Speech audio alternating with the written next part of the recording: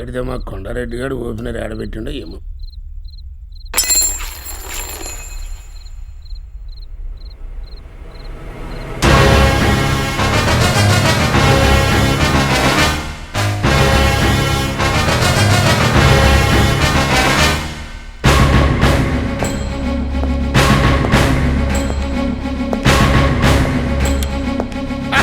శేఖర్ నువ్వా? రాత మీరా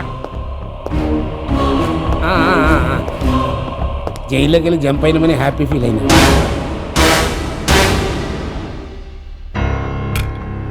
పాపం మధురిమ తలుచుకుంటేనే దుఃఖం ఆగతలేదు తమ్మి. బిడ్డ అనవసరంగా తొందరపడింది. బ్యాగ్కి వచ్చినప్పుడల్లా ఇగో గిట్ల తాగి బాధ మర్చిపోతున్నా. కోర్టులోను వాడిన డ్రామాలు చాలు, ఇక డ్రామాలొద్దు. నువ్వు నన్ను బ్యాడ్ అర్థం చేసుకున్నావు తమ్మి. నీకు పెళ్ళయిందా? లే అంటే నేను చేసుకోలే. అందుకే నీకు భార్య విలువ ఏంటో తెలీదు. నేను వాళ్ళ చావు చూసి నువ్వు ఎంతకాలం అయింది? నాకు ఊహ తెలియని టైంలో మా అయ్య చచ్చిండు. అందుకే నీకు ప్రాణ విలువ ఏంటో తెలీదు. సరే తాగో. రా తమ్మి తాగో. Cheers. దేనికోసం చేసేదంతా? డబ్బు కోసమేగా. అసలు నీ ఆస్తి ఎంతరా? 5-6 లక్షలు బ్లాక్ మనీతో సహా. అయితే 10 కోట్లు. నీ వయసు ఎంత? 50. 55 తమ్మి. ఇంకా ఎంతకాలం బతుకుతావురా? నీకున్న ఏదో అలవాట్లకి మహా అయితే 10 సంవత్సరాలు. ఆ తర్వాత బతికినా వేస్ట్. ఇంకా నీకు డబ్బెందుకురా? ఇన్ని క్యాలిక్యులేషన్స్ ముందే తెలుసుంటే ఈ తప్పు చేసేటోని కాదు తమ్మి. ఇప్పుడు అన్ని క్యాలిక్యులేషన్స్ తెలుస్తాయి. తాగు. డాక్టర్ 2 పెగ్గులు తాగమన్నాడు తమ్మి. శేఖర్ 2 బాటిల్స్ తాగమంటాడు. తాగవా? తాగుతా తమ్మి.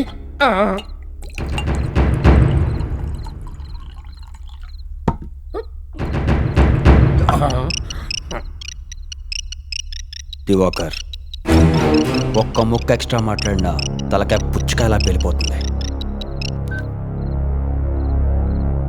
హలో. హలో, నేను దివాకర్ని. చెప్పు. ఇవాళ ఆఫీస్లో నీ అప్లికేషన్ చూసా. నీకు సెక్యూరిటీ కావాలా? నగేష్ పెట్టమంటే పెట్టినా. వాడికి నీకు మైండ్ చెడిపోయింది. ఎందుకయ్యా శేఖర్ గారికి అనవసరంగా ఇంపార్టెన్స్ ఇచ్చి హీరో చేస్తారు? నీకు ఇప్పుడు తెలియదులే. వాడిని ఇంటికి వచ్చి నిన్ను చంపుతాడని భయమా? ఏమో ఇంకా తెలియదు. హాయిగా 2 పెగ్గులేసి పడుకో. రేపు పొద్దున మాట్లాడుకుందాం. థ్యాంక్స్ శేఖర్. నన్ను వదిలే, మారిపోతా. ఫుల్గా మారిపోతా. నువ్వు ఏం చేయమంటే గది చేస్తా. నువ్వేం చేసినా నా మధు నాకు తిరిగి రాదు. అయినా అనేది మారిపోయే వయసు కాదు, పైకి పోయే వయసు. పదా డ్రైవ్కి వెళ్దాం. డ్రైవ్ కా? పదా. తమ్మి ఏం కనిపిస్తలే. నన్ను ఇడిసేరా తమ్మి. స్పీడ్ తగ్గితే తమ్మి వాళ్ళిద్దరిని ఊరి తీస్తా. నా ఆస్తి మొత్తం నీకు ఇస్తా. ఇడిసే తమ్మి. బ్లైండ్ అయిపోతున్నా తమ్మి. Speed పెంచో.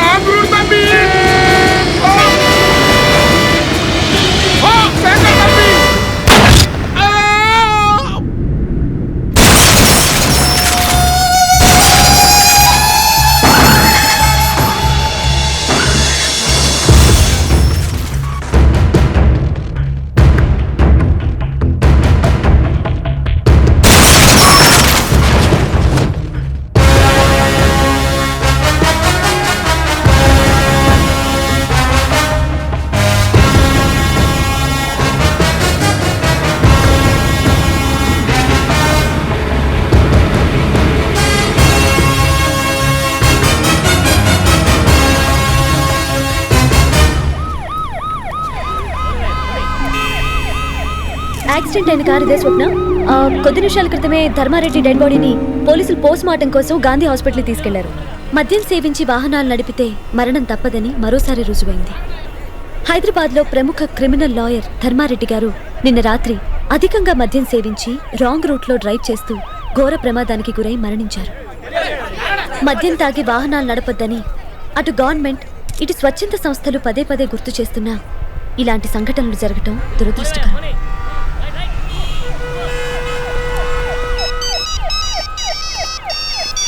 Hello, thanks for the information. Thanks for the news.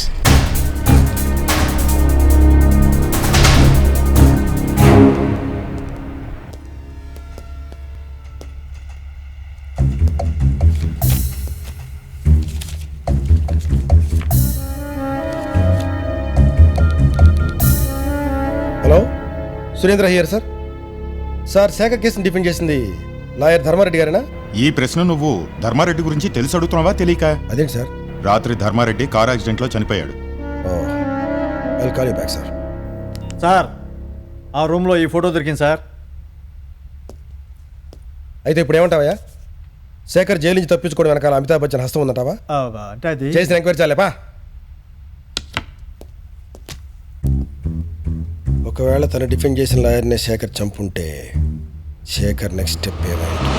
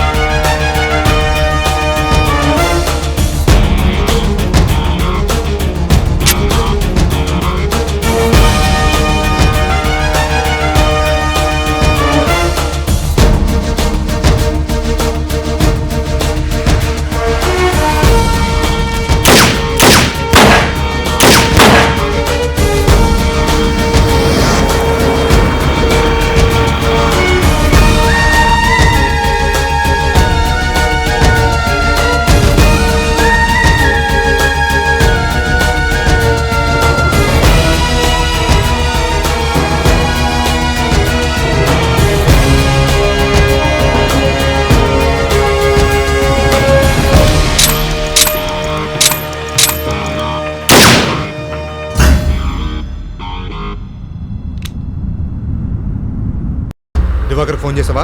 చేశాను సార్. భాష ఫోన్ చేశాడా? చేశాడు. నేను ఆల్రెడీ బయలుదేరాను, నువ్వు త్వరగా బయలుదేరావు. నేను బయలుదేరుతున్నా, నువ్వు డైరెక్ట్గా అక్కడికి వచ్చాయి.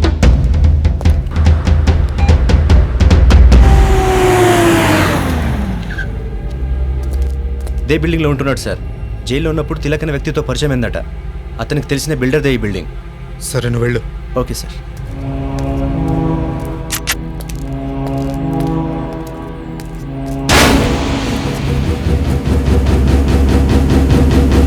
అంతా మీరు చెప్పినట్టు చేశాను.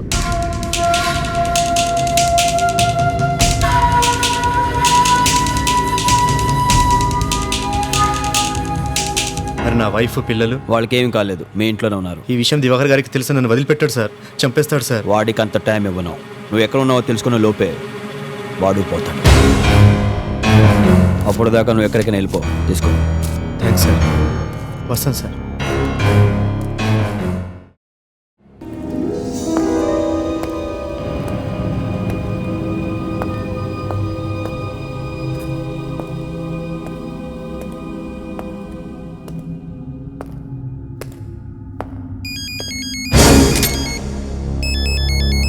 ఎక్కడ్రా నువ్వు? ఇక్కడే ఉన్నాను రా. రే, నువ్వు చంద్రశేఖర్ ఎలియాస్ శేఖర్. ఈ రోజు నా చేతిలో అయిపోయారు నువ్వు, అయిపోయావు. నిజంగానా? అయితే అలాగే లెఫ్ట్కి తిరిగి పైకి రా. నేను ఎదురు రావాలి? నేను రాను. ఏ భయం వేస్తుందా? వస్తున్నాను రా, అక్కడే ఉండు. ఎక్కడ నువ్వు? అలాగే పైకి వచ్చాయి. వస్తున్నా.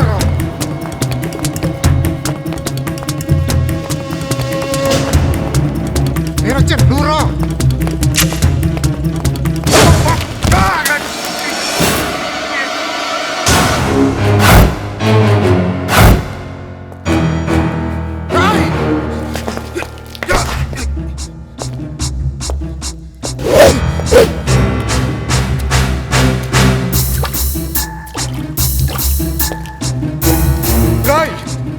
పోలీస్ ఆఫీసర్ నన్ను మర్చిపోకు. అది మర్చిపోయింది నువ్వు, నేను కాదు.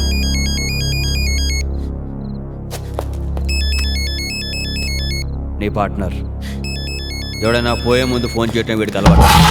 ఏంటి వాడు ఇక్కడికి వస్తాడనుకుంటున్నావా? రాడు. నిన్ను ఇక్కడికి రమ్మని వాడిని ఎక్కడికో పంపించా. This number is permanently disconnected. అంటే ఇప్పుడు చంపుతావా? మామూలుగా కాదు.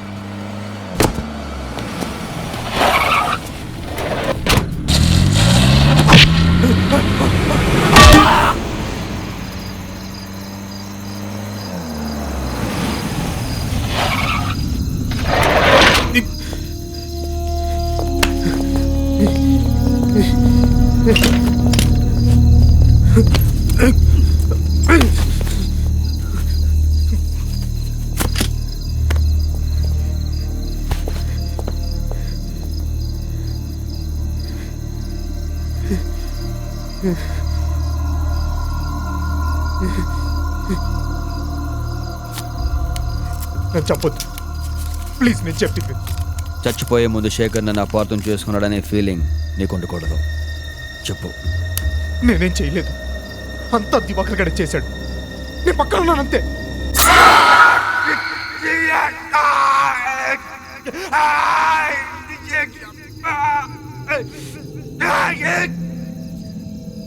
అది తప్పని నువ్వు చెప్పలేదా? చెప్పాను, కానీ వాడు అక్కడ సీనియర్. డిపార్ట్మెంట్లో సీనియర్ ఏం చెప్తే చెయ్యాలి. ఆ రోజు మీ ఇంటికి నన్ను కూడా తీసుకెళ్లి భార్యను ఎలా చంపాలో డిస్కషన్ పెట్టాడు. తను వదిలేమని బతిమాలింది కూడా.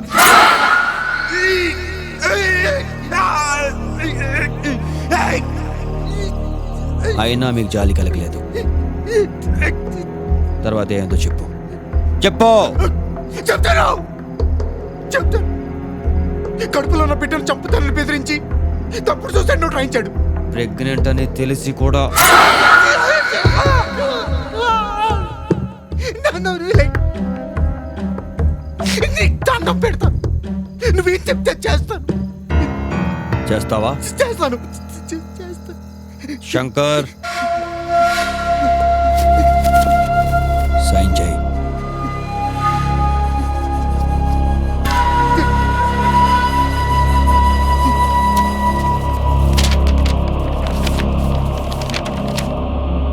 చదువు. నగేష్ అనే నేను కొంతకాలంగా కీర్తి అనే అమ్మాయిని ఏంటిది చదువు. ప్రేమిస్తున్నాను, కానీ మా పెద్దల కులాలు వేరని ఆ ప్రేమను అంగీకరించట్లేదు. దాంతో నా జీతం ఏంటిది చదువు. విరక్తి చెంది నేను ఆత్మహత్య చేసుకుని కీర్తి హృదయంలో ఎప్పటికీ నిలిచి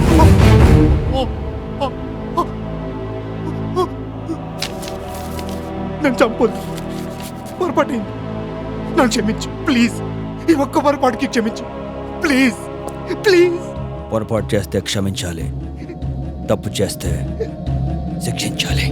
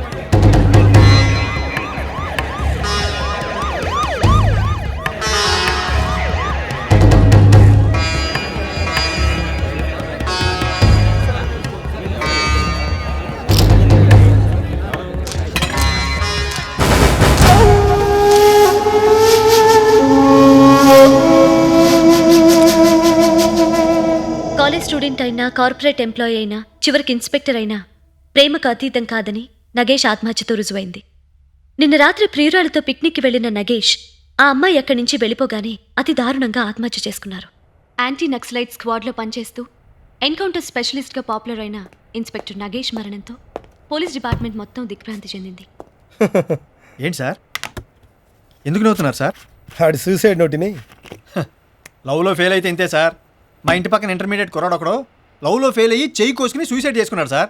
ప్రామిస్ సార్. బాపన్న, ముందు స్కూల్ పిల్లలాగా ప్రామిసులు చేయడం ఆప్చాయి. అవును, సూసైడ్ చేసుకున్నవాడికి మొహం నిండా ఆ ఘాట్లేంటయ్యా? వాడంటే ఇంటర్మీడియట్ కుర్రాడు సార్. వీడు ఇన్స్పెక్టర్ కదా, ధైర్యం ఎక్కువ, అందుకే ముఖం అంతా చెక్కేసుకున్నాడు. బాపన్న, ఒక్క 2 నిమిషాలు నాకు కనపడకుండా ఎక్కడికి వెళ్ళిపో.